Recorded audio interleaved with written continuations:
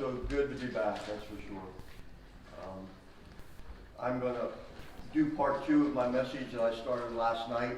You missed it, so no, just joking.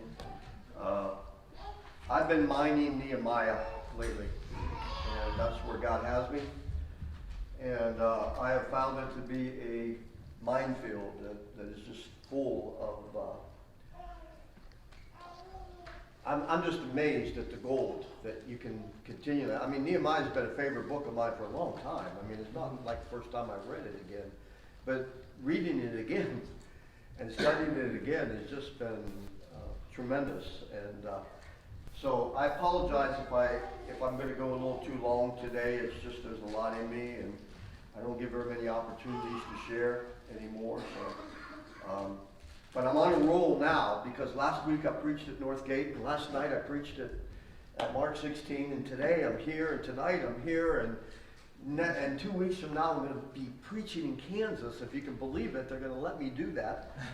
And so anyways, I just feel like, wow, God, you're just starting to open doors again, and after having about a 5-year hiatus from that, it just feels so good. People think I'm retired out there, and I look at them and say, do I look that old? I'm not retired. Man. I'm just an unemployed preacher. I'm not retired, No way. Not yet. So, anyways, we're going to be preaching in Nehemiah, and I'll keep telling you that because we're going to read in Deuteronomy. Oh, you know how God ties His Word together. You won't be surprised. Deuteronomy chapter 26. Just like to read the chapter. It doesn't take that long to read it, and it'll give you a good base for my message today. And the title of my message is "Who Let Tobiah in the Storehouse?" That's in Nehemiah, by the way, but we're in Deuteronomy right now. Deuteronomy 26 says, "Then it shall be, when you enter the land that the Lord your God gives to you as an inheritance, and you possess it and live in it, then you shall take some of the first of the produce of the ground which you shall bring in from your land that the Lord your God has given you, and you shall put it in a basket and go to the place where the Lord your God chooses to establish His name. And you shall go to the priest who is in the office at that time and say to him, I declare this day to the Lord my God that I have entered the land which the Lord swore to give to my fathers and to me. Then the priest shall take the basket from your hand and set it down before the altar of the Lord your God. And you shall answer and say before the Lord your God, my father was a wandering Armenian, and he went down to Egypt and sojourned there, few in number. But there he became a great and mighty populous nation. And the Egyptians treated us harshly and afflicted us and imposed harsh labor on us. Then we cried to the Lord and the God of our fathers, and the Lord heard our voice and saw our affliction and our toil and our oppression. And the Lord brought us out of Egypt with a mighty hand and an outstretched arm, and with great terror, with signs and wonders. And he brought us to this place and has given us this land, a land flowing with milk and honey. And now behold, I have brought the first of the produce of the ground, which thou, O Lord, hast given me. And you shall set it down before the Lord your God, and worship before the Lord your God. And you and the Levite and the alien who is among you shall rejoice in all the good which the Lord your God has given to you and your household. When you have finished paying all the tithe of your increase in the 3rd year, the year of tithing, then you shall give it to the Levite, to the stranger, to the orphan, and to the widow, that they may eat in your towns and be satisfied. And you shall say before the Lord your God, I have removed the sacred portion from my house. And I have also given it to the Levite, the alien, the orphan, and the widow, according to all thy commandments which thou hast commanded me. I have not transgressed, and I have not forgotten thy commandments. I have not eaten it while mourning, nor have I removed it while I was unclean, or offered it to the dead. I have listened to the voice of the Lord my God. I have done all according to which thou hast commanded me. Look down from thy holy habitation from heaven, and bless the people Israel, and the ground which thou hast given us, and the land flowing with milk and honey, as thou didst swear to our fathers. This day the Lord your God commands you in all of these statutes and ordinances. You shall therefore be careful to do them with all of your heart and with all of your soul. You have today declared the Lord to be your God, and that you would walk in his ways, in his statutes, in his commandments, in his ordinances, and listen to his voice. And the Lord has today declared you to be his people, a treasured possession, as he promised you, that you should keep all his commandments, and that he shall set you high above all the nations which he has made for praise and fame and honor, and that you shall be a consecrated people to the Lord your God, for he has spoken. Father, we just bless your word right now. We honor your word.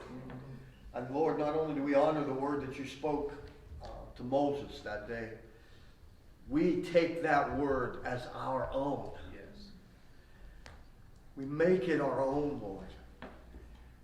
And we want to be a treasured possession of yours. Yes. Oh God, let this word come to pass here in Johnstown, I pray. In Jesus' name. Amen. Well, after reading that passage, I will comment on it a little later on, but I want to take you now to the book of Nehemiah. And because you weren't there last night at Mark 16, I'll give you a very, very quick rundown. We're going to make it all the way to chapter 13, so we're going to go, you don't hear it's true, you don't hear very many sermons from Nehemiah 13. And part of it is because we don't know what to do with Nehemiah. He gets a little bit mad. And he pulls their hair, he swears, he does some things that it's hard to read in church. So you don't hear very many sermons from Nehemiah 13. When's the last one?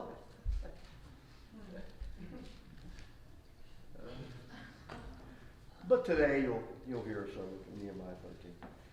But I got to get you caught up. What's the story of Nehemiah? First, there is a city that's sitting desolate and its walls are down. And that speaks to me, can speak to an area, can speak to a person. But when your walls are down, that means the enemy can come in and come and go as he pleases. It means you have no definition in your life. It means that you are a sitting duck for the enemy of your soul. And that's the condition of Jerusalem when Nehemiah asks his brother, what's going on in Jerusalem? Now remember, this is 100 years after Zerubbabel had gone and rebuilt the temple. So, we're not talking, it's only been a couple years, well, give him time. No, it's been 100 years. Okay? The temple's been built. The temple was finished in, I think, 514. It's now 430 something, 437, 436, something like that. I mean, we're talking 70 or 80 years now after the finishing of the temple, 100 years after Zerubbabel had come back. And the city is still sitting there with the walls down. Nobody's taken any time to rebuild it. The people are a mess. They're distressed. And you know how it is. I mean, once the enemy gets a hold, it's just like you can't even get a foothold to get started. How many of you have been there? Amen. You know what I'm talking about. You're just in trouble. Jerusalem was in trouble.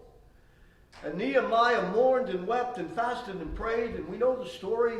He went before the king. He was the cupbearer. He's the guy that took the poison before the king. That was his purpose. If anybody was going to try to get to the king, he had to go through the cupbearer first.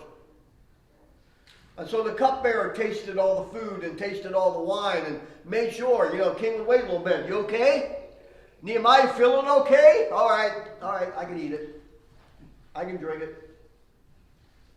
That's who he was. He was a very trusted man in the sight of the king.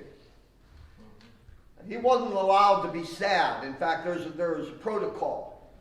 You had to keep the atmosphere. You can imagine the atmosphere of a king. It was your job to make sure you were, I don't care what was going on in your life. You didn't show it to the king.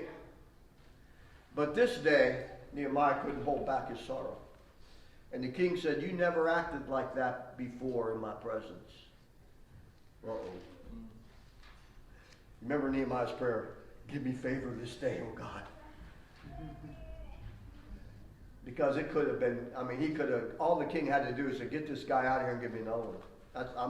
Bang, that's all it had to be. But he didn't. And he said, what's going on? And Nehemiah told him, how can I be happy when the city of my ancestors is distressed and in trouble? The walls are down.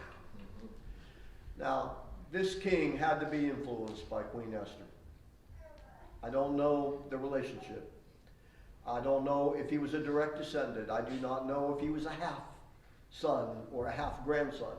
But about 30 years after Esther, this is King Artaxerxes, the same name of his dad or whoever was the king when Esther was king. And he knew that the welfare of Jerusalem meant something to him.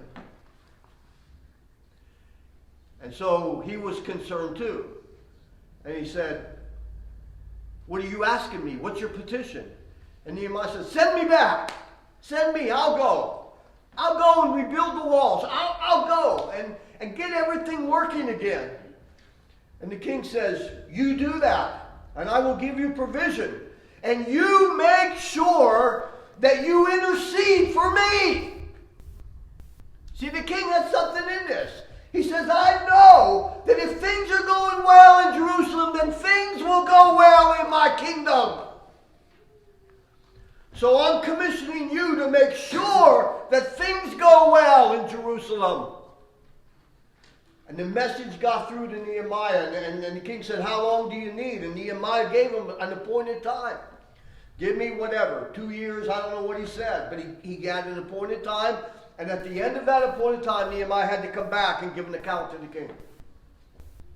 Everybody got this. That's the story.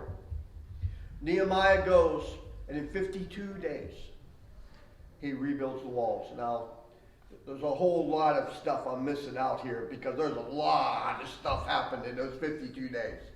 That's not my sermon today. There's a lot of sermons on those 52 days. But what I want you to see is that the walls coming up and the building of the walls is like salvation. It's the gift of God to us. Mm-hmm. I didn't do anything really. If you really look at the miracle of 52 days and how in the world, it sat there for 100 years. Think about it. 100 years it lay there, 52 days later they're up. That's God. You understand? I know it, but it was God. That was orchestrating all of that. God gives us salvation. You didn't do anything for your salvation. Stop joking around. What did you do to get saved? Nothing. You know what the Bible says? But God, rich in his mercy and his grace, took pity on me. And that's true for each and every one of us. And you know what he did? Is he rebuilt my walls. He gave me some boundaries, put some identity in me, give me some protection. We call that salvation. Mm-hmm. It's the gift of God to us. Now the next thing that happens in the book of Nehemiah is that Nehemiah has to set up the government. There was no government there. Nothing was happening there. Everything was out of order. Now, in Israel, the government is their worship, is their church.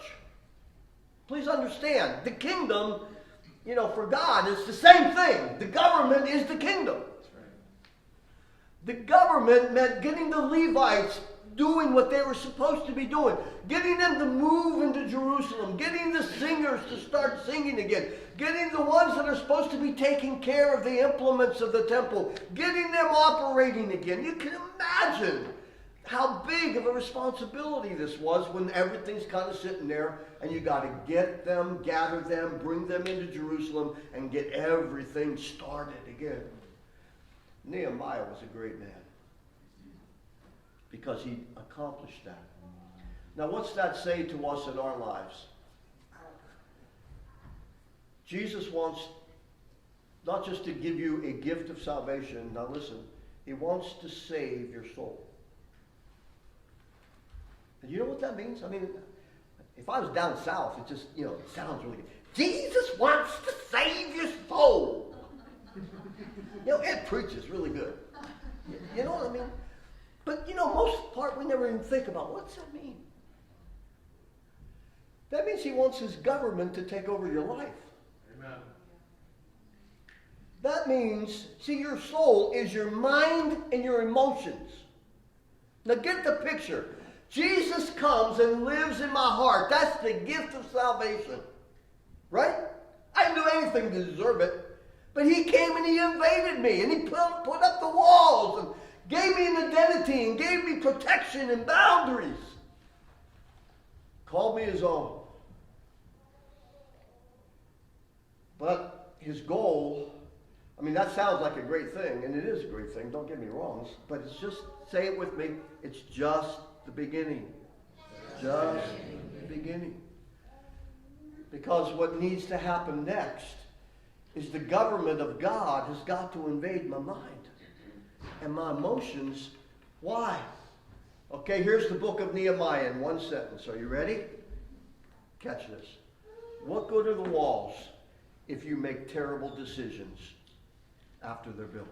Amen. That's right. You got that? That's Nehemiah. That's the whole book in one sentence. What good is all of that God does for us if he doesn't become Lord of the governmental system of your body? Amen. And you know what? That's a choice you make. Everybody hear that? God does not force his lordship on you. You got this? Salvation is a gift. But lordship is something you choose.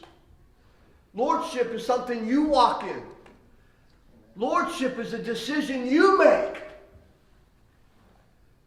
You must choose to have the government invade your body. And really, what really happens is Jesus comes and lives in my heart, and he's working to try to get to my mind. Why? Because that's where the decisions are made. Amen. And how I think and how I operate. The truth is it going to be what Jesus thinks and how he's operating? Is his lordship taking over, saving my soul, bringing my emotions under? Doesn't mean he gets rid of them. I'm not saying that. But, I've made a few emotional decisions. How many of you can understand that? And they weren't, I don't always look back at them and think they're the best. Amen. The lordship of Jesus is to bring that under his command and his control. Is to give you the mind of Christ so that you start thinking like he thinks. You start exercising and doing his commands. Everybody with me? That's why you don't need just the walls, you need the government. And the government started to function. And it hadn't been since the days of David that the singers started to sing around the clock again. Nehemiah got 3,000 of them together, and they apportioned it out. And they began to do the ministry of singing and praising. Then he got the priests together, and he got the wood supply to come.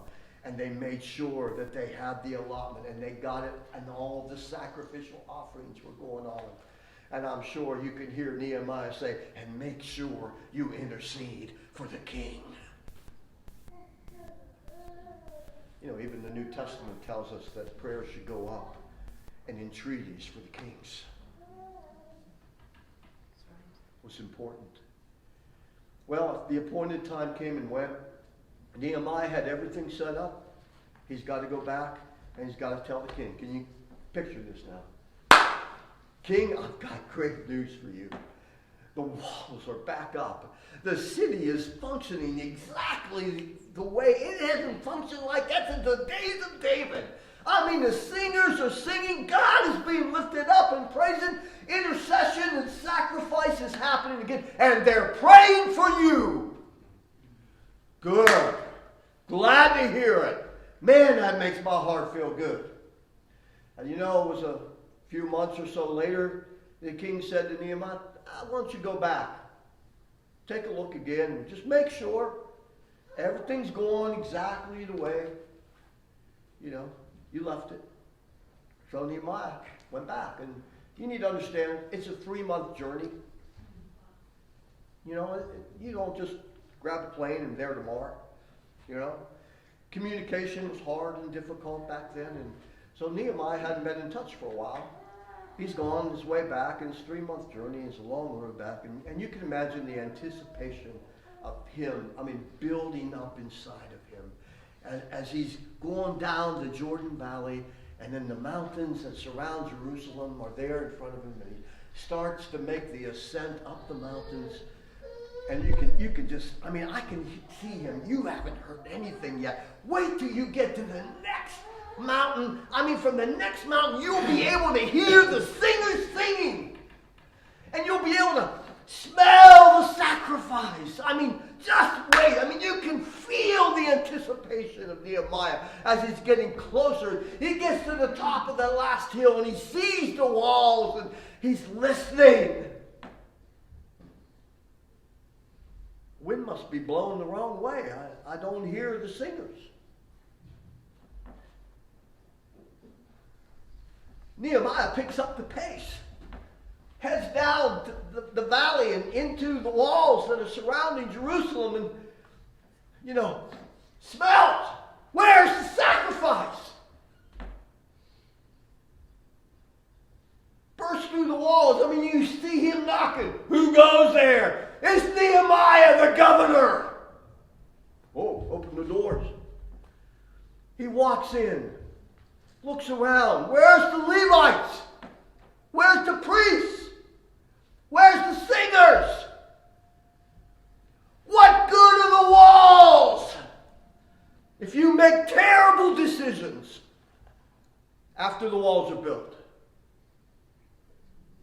Hello? And they say to Nehemiah, well, all those Levites, they went home. Went home? Why'd they go home? Well, they had to feed their families. Why didn't you feed them? Well, we moved Tobiah into the storehouse. What? When you first read it, the first time, I just have to be honest with you. I read that, and I'm thinking to myself, stupid people.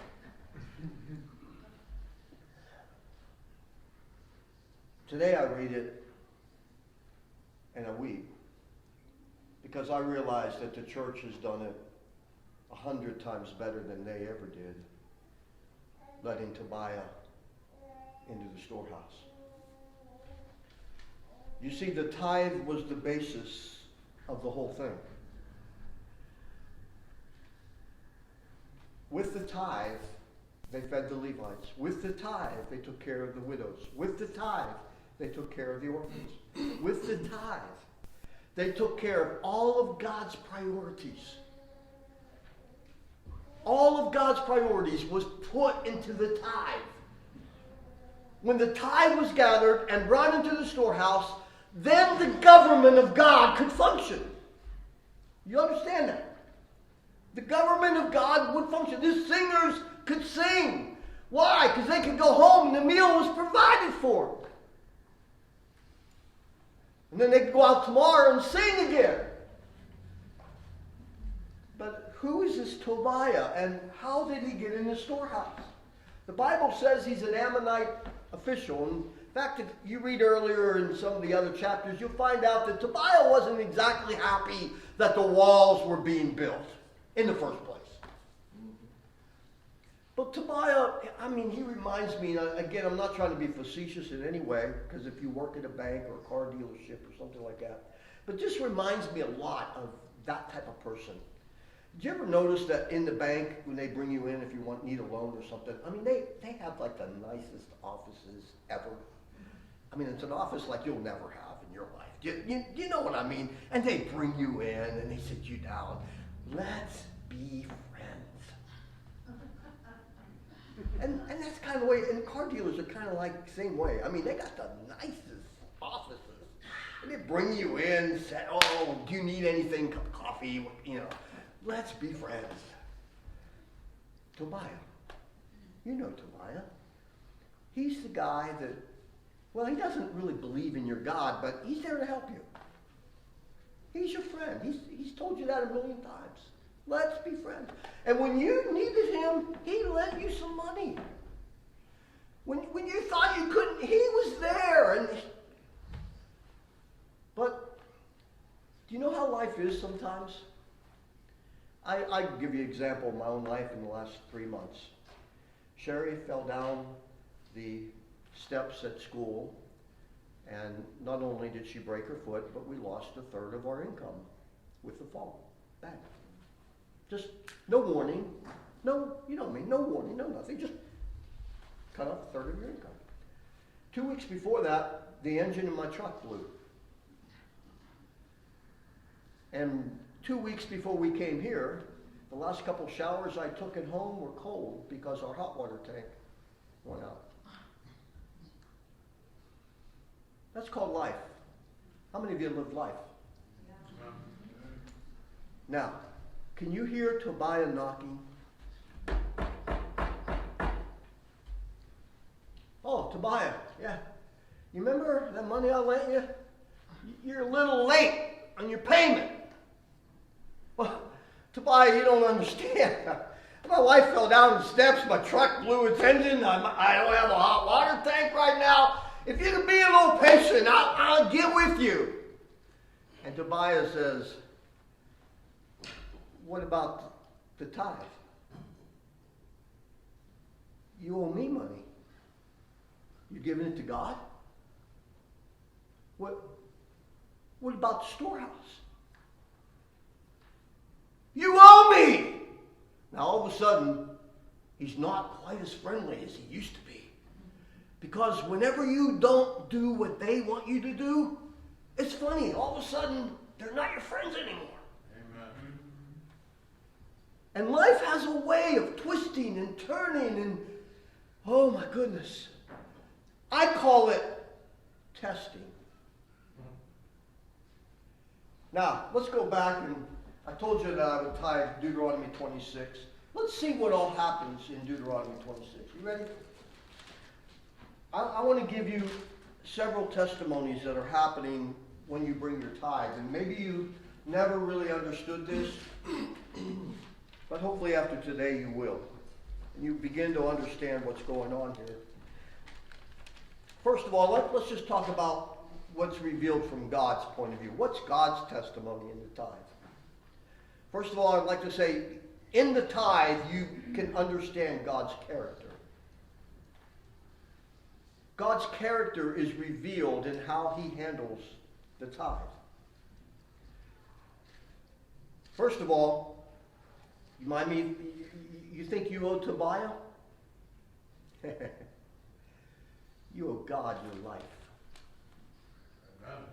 My dad was a wandering Armenian. I mean, we were lost in Egypt, and we were in total bondage. But God came and delivered us out and brought us and put us in the promised land. Amen. I owe my life to him. He wants your tithe. Did you hear that? It'll change your perspective if you just get the right perspective. You owe him everything. Everything. That's right. What does he want? Your tithe. Because he can run his kingdom if everybody's faithful to give their tithe. Amen. He can get his job done. He with God, just bring the tithes. You see, the tithe was how they cemented that relationship between my God and me. When I brought my tithe, I was declaring God to be my God, and God was revealing himself to me and showing me his character. That although I owe him everything, give me the first fruits that I demand and require. You're beginning to see and understand God's character. And then look at where his priorities are. Look where he apportions it. I mean, how would you like to give to a God who says, put it all in the temple. I don't care if Todd eats or not. Would you serve that God? Make sure you build that temple for me. Do you know God never worried about the temple when it came to the tithe? You know what God wanted? He wanted his ministers to be fed. Amen. He wanted his widows to be cared for. He wanted the fatherless, because you know what the Bible says about the fatherless? God is the father of the fatherless. That means God wanted to make sure that his children were taken care of. That's in the tithe. You see the priority. And in case you've forgotten, because you too were once strangers, God wants to make sure that if there's any strangers around you whose walls are down and are in oppression, you can help them too with the tithe. Why? Because you too were once like that. Ain't that good? Yeah. Now, I'm declaring who God is. You understand what I'm saying? I'm telling you who he is. Because this is his priority. This is what he wants. You bring it to me, I give it to them. That's what God said. And I want to tell you something. If you can't love that God, I'll go get another one. I honestly don't know what to tell you to do. That's who he is. That's who he is. And his priorities are revealed in the tithe. Now, what's our testimony? Our testimony is that God delivered us out of Egypt. That means you once were lost. You once had your walls down and you were a mess. But God stepped in and raised you up. Amen. And that is the first step of the tithe. That is the first testimony of the tithe. And you know how to become a Pharisee? Forget that you once were lost.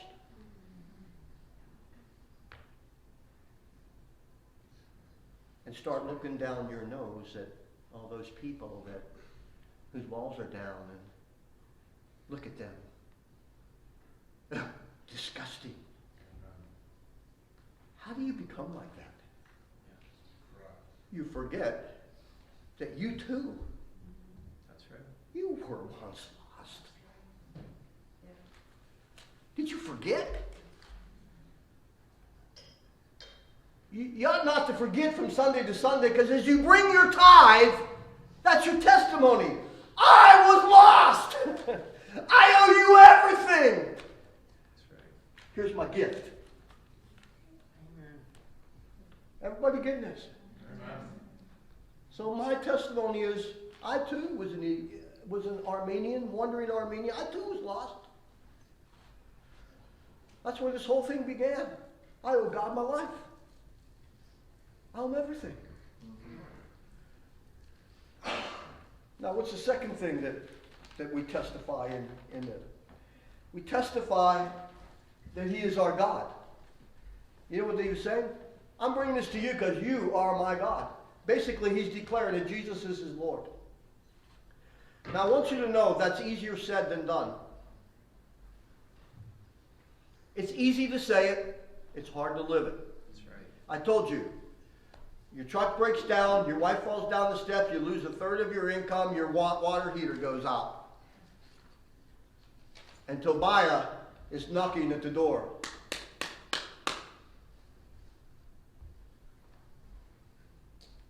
Do you know what most people do? They open the door to the storehouse and they welcome Tobiah into the storehouse. And God's priorities take second place to my truck, my hot water heater, my needs. Can you hear this? What is the testimony of a believer who doesn't bring a tithe?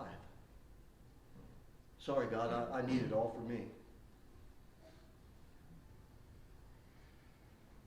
I know it's awful quiet in here.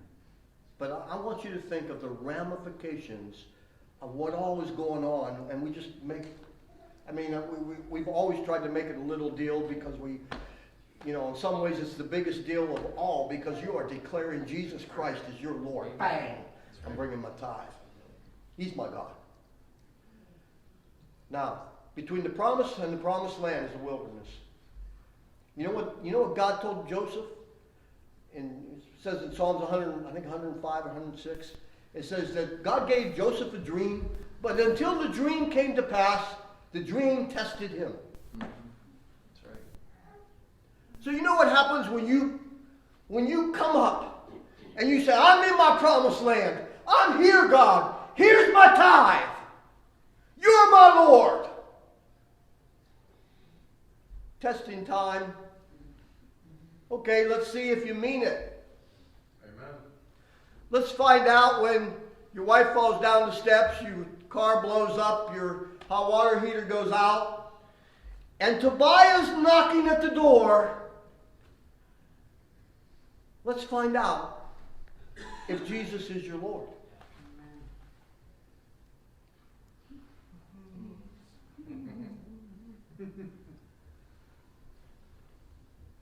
See, I used to read the story and think, how stupid could you be? Move Tobiah into the storehouse. And then I start to think, do you know that worldwide, less than 12% of all believers tithe?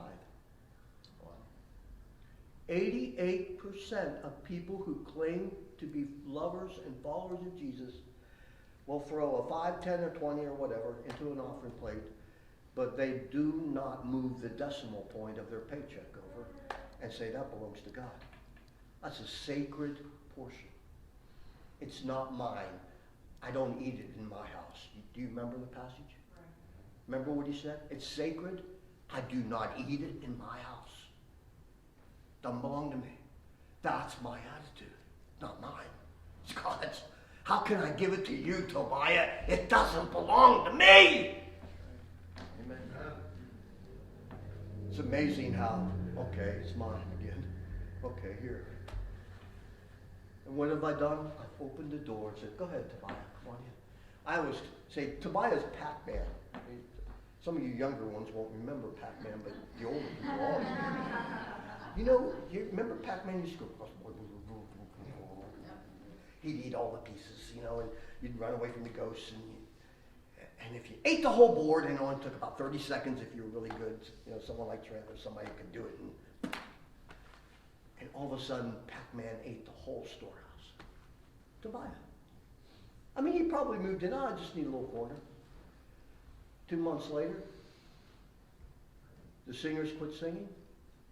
The priests quit sacrificing the lambs.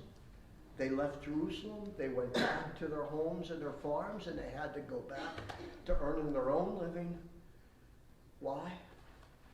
Because Tobiah had moved into the storehouse. Who let Tobiah in the storehouse? We do. We do.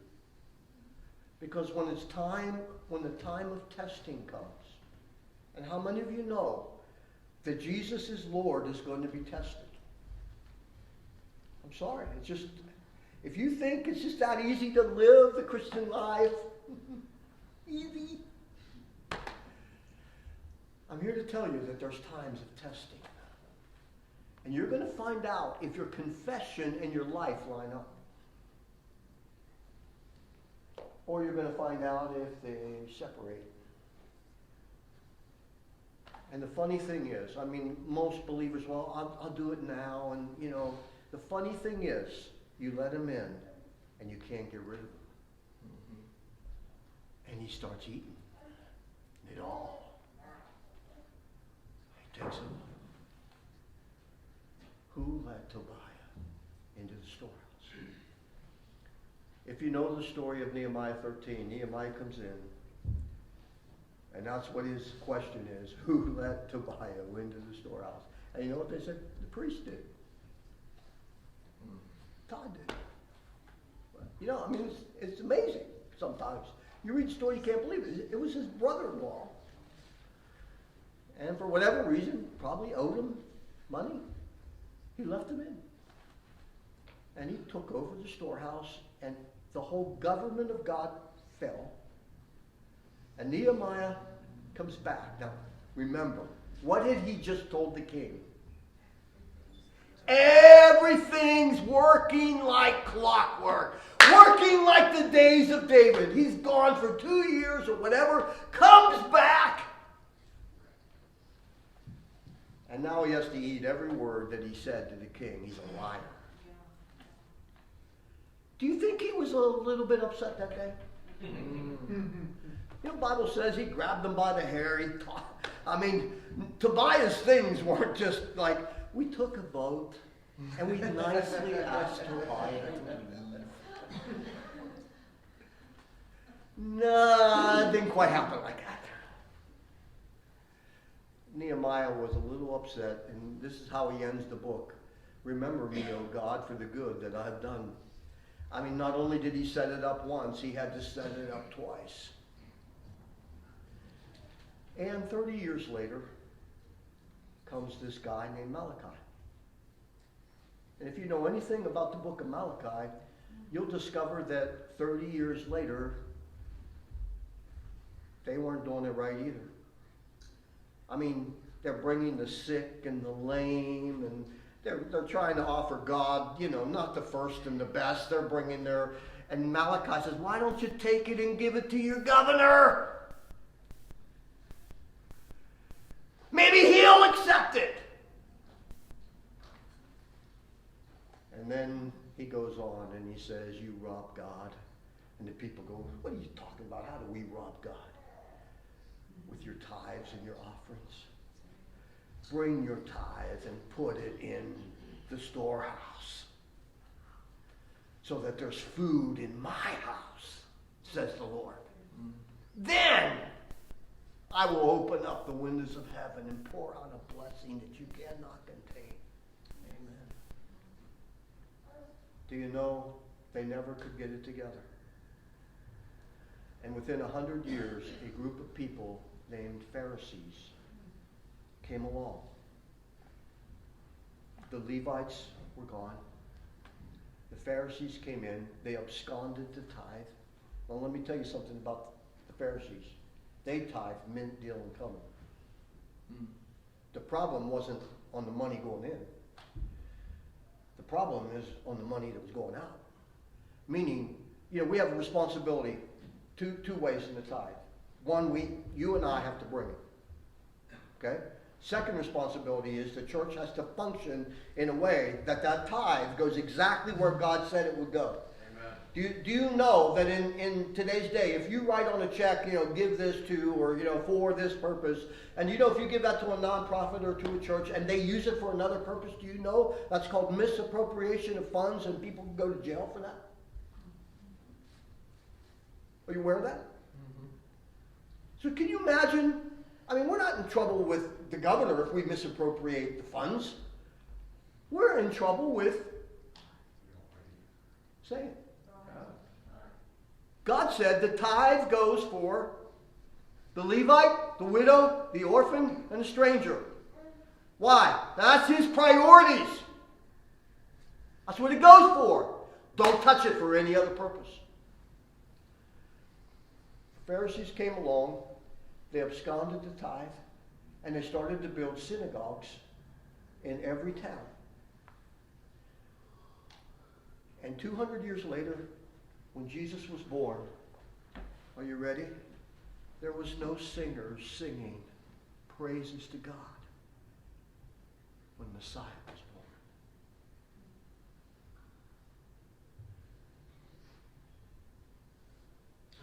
The Levitical structure was just a little puppet regime that was still kind of going through the motions and sacrificing every once in a while. The Pharisees had taken over.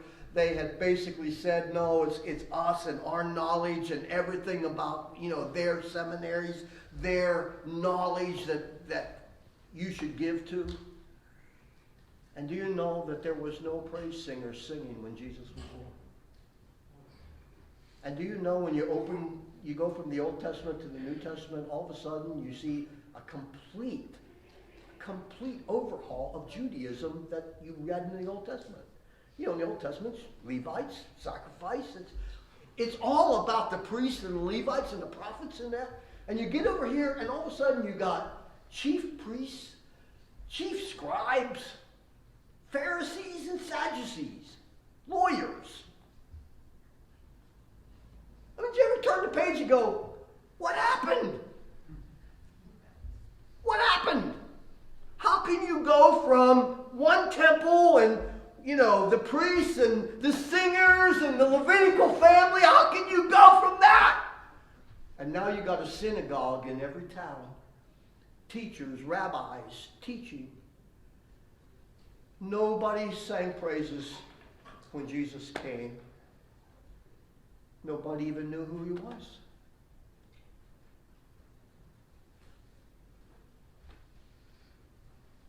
Because they have absconded the tithe and used it for their synagogues and their seminaries and their teaching facilities.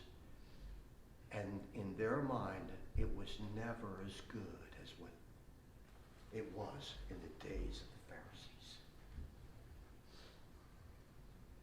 And when Jesus came, how many of you understand? Jesus came to restore us back to God's priorities. Jesus had a laser focus on who? He ate with sinners and tax gatherers. He healed the sick. The lame walked. The blind saw. The oppressed had the gospel preached to them. Jesus knew exactly who he was sent to. And he came back and he taught his disciples all about the same old priorities that were listed in the Old Testament and told them to do it exactly like that again. Did you ever wonder how Jesus saw the widow? Remember the story, the widow puts in a mite? You know what a mite is? It's like 1/10 of 1 cent. She was the most insignificant person in that room, giving the most insignificant gift of the day. And Jesus saw her. Just, a room like this. Jesus saw her. Just tell the story. He saw her. Why didn't he see the guy that gave $1 million or the guy that put in a 10 or 100 or, you can't even turn the lights on with a mite. Who cares? Jesus saw the widow. Why? When he walks into the room, everything changes. God's priorities are there when he walks into the room and he sees the widow there. Why? It's God's priority.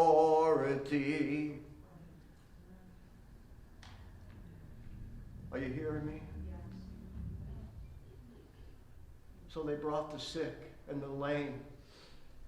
and he would eat with the sinners. And oh, those Pharisees, did they ever get so upset with him?